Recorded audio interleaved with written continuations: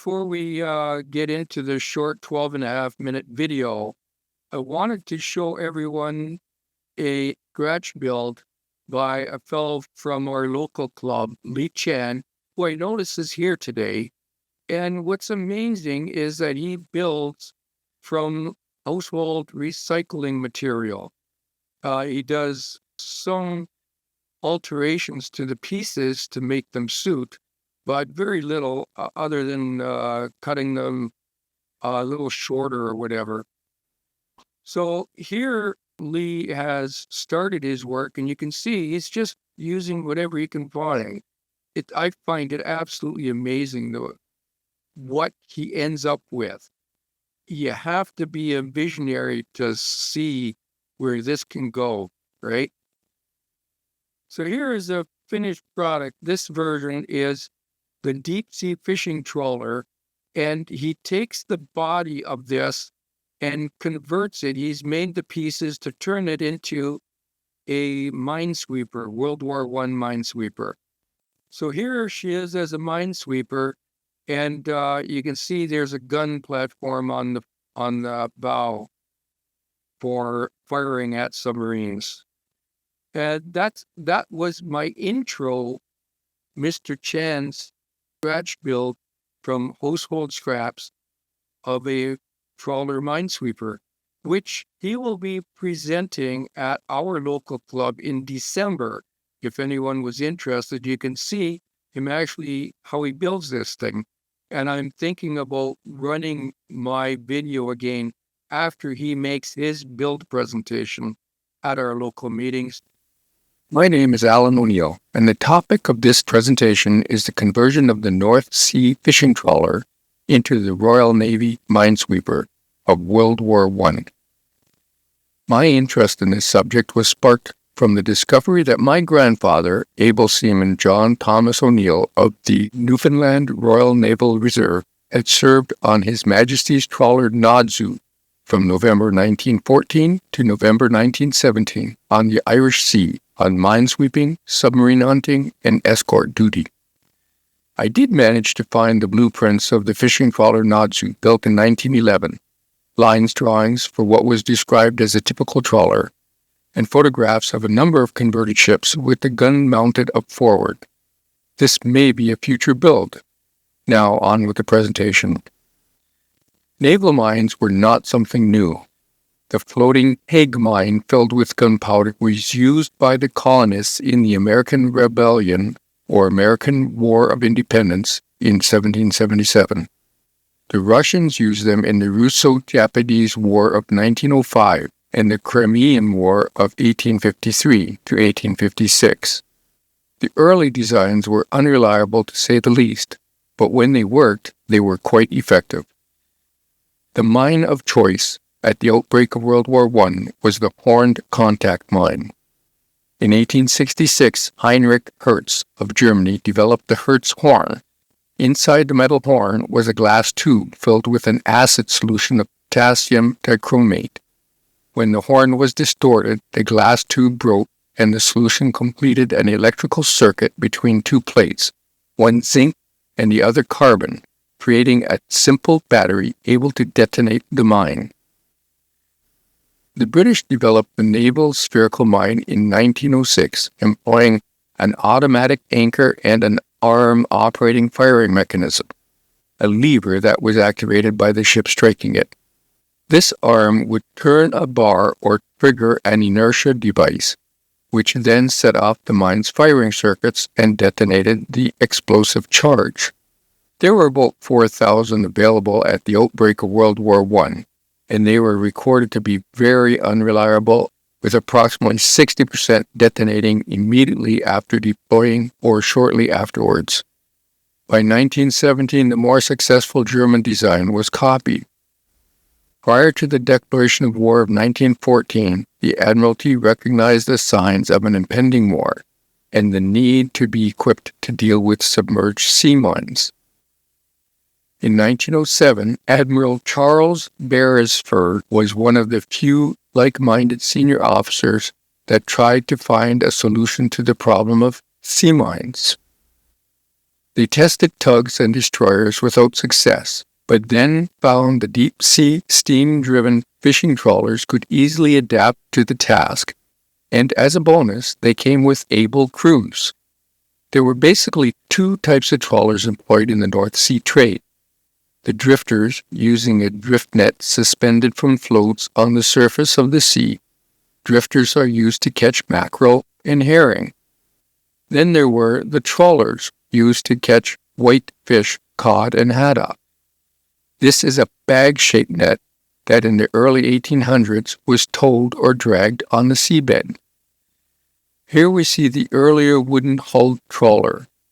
The introduction of the more powerful steel-hulled trawler with two triple expansion engines driving screws or propellers in the 1880s replaced wooden sail trawlers. As otter nets were now hauled in with steam-powered deck winches, the rope warps were replaced with stronger wire cable. In the 1890s, the wooden beams used to keep the mouth of the net open were replaced with a pair of otter boards, also called kites. Hence came the term otter trawl. The first mine-sweeping tests were with a group of Grimsby steam trawlers. These ships were 105 feet long and could achieve a speed of 8.5 knots in open seas. They spent 8 days sweeping dummy mines. The efforts were initially unsuccessful. After redesigning the conventional otter boards to wooden prismatic kites, which meant they had adjustable fins, they could regulate the depth of a single wire warp towed between two trawlers, spaced at about 2 cable lengths apart, 1,200-foot spacing. And while maintaining a speed of 5 to 6 knots, the success rate was dramatic. The 1,200-foot spacing between ships was approximately the maximum weight of steel cable they could successfully control, maintaining a workable depth. The redesign of the otter boards, or kites, also allowed the fishermen to fish at mid-depth, not just below the surface or dragging the seabed. Minesweeping involved dragging a 2.5-inch steel wire sweep cable fitted with cutters between two ships. The cutters were maintained at a depth of as much as 50 fathoms by kite otters, a steel frame with fins connected to a warp kite cable. The submerged mines were set by the enemy at a depth above the seabed with a length of securely weighted cable. When the sweep contacted the mine mooring cable, it would slide along its length, make contact with the cutters, and be severed. The mine would rise to the surface, and the ship's marksman would shoot at it and explode it as the ship progressed to the next mine. Occasionally, the sweep cable would detonate the submerged mine. The safest time to sweep for mines was at high tide, as this provided extra clearance between the ship and the explosive device. The small ship couldn't normally collide with a mine at high tide. Unfortunately, minesweeping activities were not restricted to high tide conditions, and not all mines were set at depths below the reach of the small minesweeper's hull. Now they had the ship and the method. The Royal Naval Reserve Trawler Section, or RNRT, was created in 1910. Deals were made with the trawler owners to create a trawler minesweeper fleet. The skippers, if 35 years of age or less, and having 2 years or more experience, were offered enrollment in the Naval Reserve with the rank of warrant officer. Later, the age restriction was raised. Crews were also offered enrollment and training. Both would be on standby, ready for service. Pay was set at 20% below the normal fishing rate of pay. In 1912, naval petty officers were assigned to each trawler as third in command because the crews were not familiar with naval practice. The PO advised the skipper on signaling, accounting, and all other naval matters. Retired naval officers were assigned command of a group of 6 trawlers. To help with normal naval organization, minesweeping standard formations were designated. Most employ 2 ships in tandem, utilizing 1 sweep between them. But notice the 5th and 7th formation have ships with 2 sweeps deployed, 1 to either side of the ship. On May the 4th, of August 1914 at 11 p.m., Britain declared war with Germany. At 7:30 p.m. that same day, Germany sent an excursion steamer to lay the first sea mines of the war. She was intercepted at 11:15 a.m. the next morning, after having successfully laid some of her deadly cargo. On the 6th of August, 92 of the 142 Royal Naval Reserve trawlers were mobilized. So what made a fishing trawler a minesweep? The owners removed the cat, the ice, and all the fishing gear except the warps, the lines that secured the kite to the ship. A naval gun was mounted on the weather deck for hunting submarines. Some had 3-pounders, others 10 or 12-pounders. These were mounted on a platform raised above the forecastle. The ship was holed, watered, and supplied provisions by the Navy. The skipper drew a white ensign, 2 kites, cone, and a signal book from the naval stores.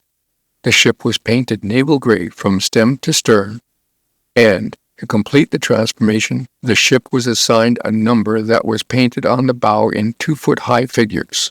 The compartments of the ship are as follows.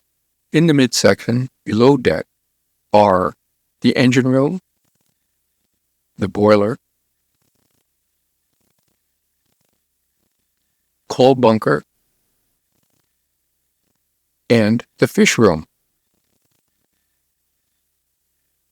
Forward are the crew's quarters, the chain locker, the ice room, ice to pack and preserve the fish, the storage compartments, and below all that are the feed water tanks.